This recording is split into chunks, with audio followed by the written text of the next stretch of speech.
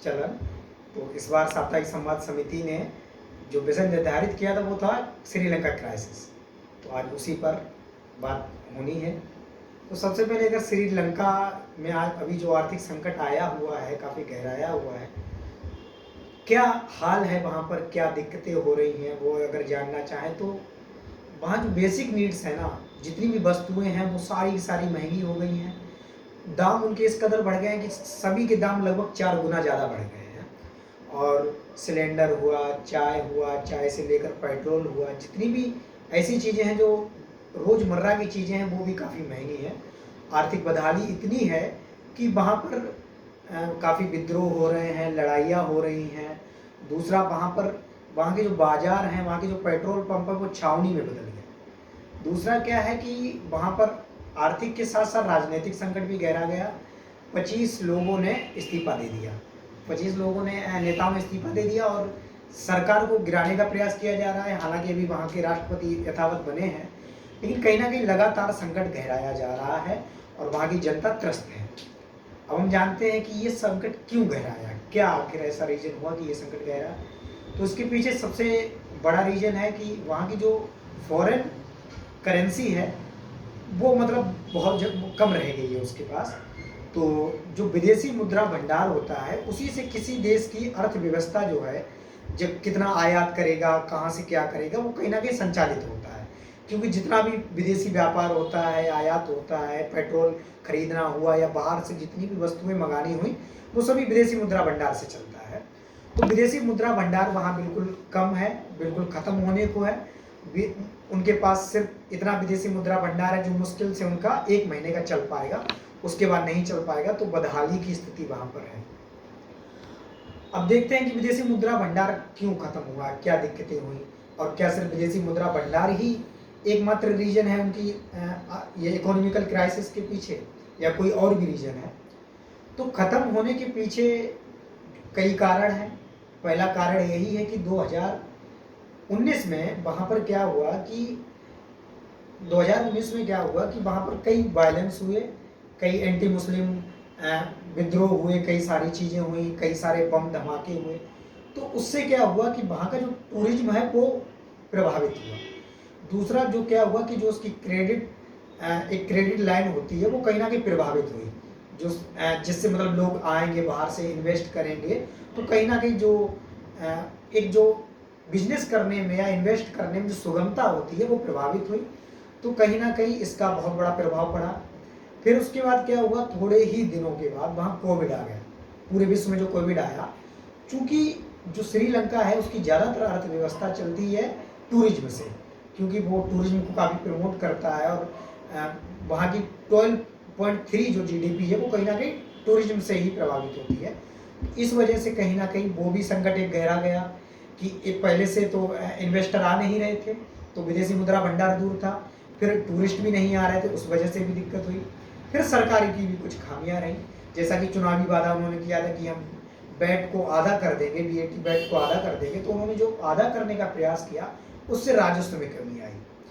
तीसरा क्या हुआ, श्रीलंका गवर्नमेंट ने क्या किया कि वहाँ पर जैसे वहाँ पर जो खेती होती थी, उन्होंने क्या किया, एकदम रासायनिक उर्वरकों को बंद करवा दिया एकदम से। और वहाँ पर कुछ ही दिनों के समय में बिना किसी तैयारी के उन्होंने अपने सभी नागरिकों को कहा कि आप जैविक खेती करिए।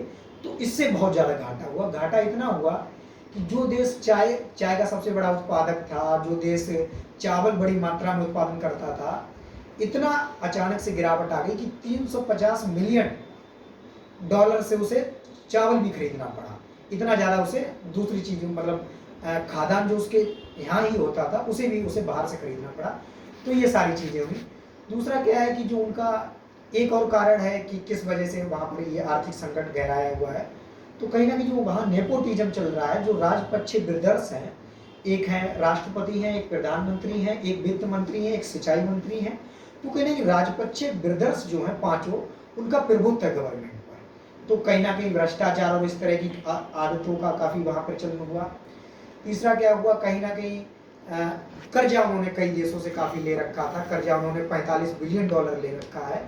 और चाइना की जैसा कि चेक बुक पॉलिसी या फिर जो उस ऋण में फंसाने का जो उसका कुचक्र है, उसका भी शिकार श्रीलंका हुआ। उसका हम्बनटोटा जो एयरपोर्ट है उसे भी लीज पर ले लिया। तो इस तरह से कई देशों से उन्होंने जो कर्ज लिया, तो इस वजह से आर्थिक संकट और गहरा गया। तो ये कई कारण हैं, विदेशी मुद्रा भंडार की कमी होना, सरकार की नाकामी होना, और पहले से किसी भी योजना को अच्छे से कार्यान्वित ना करना, बिना व्यवस्था के सारे काम करना, और जो वहाँ सांप्रदायिकता फैली, ये कई कारण हुए जिस वजह से आज ये दिन देखने को मिला। अब इसका प्रभाव क्या पड़ेगा?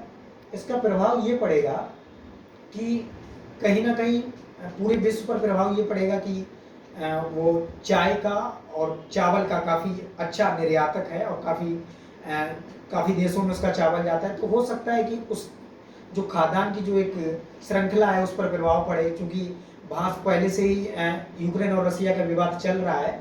तो कहीं ना कहीं जो सप्लाई चेन है इसमें थोड़ा अंतर पड़ेगा, इसमें दिक्कत आएगी। इसका सबसे ज़्यादा प्रभाव पड़ेगा भारत पर, क्योंकि कहा जाता है कि कहीं की भी गरीबी कहीं हर जगह की समृद्धता के लिए खतरा होती है।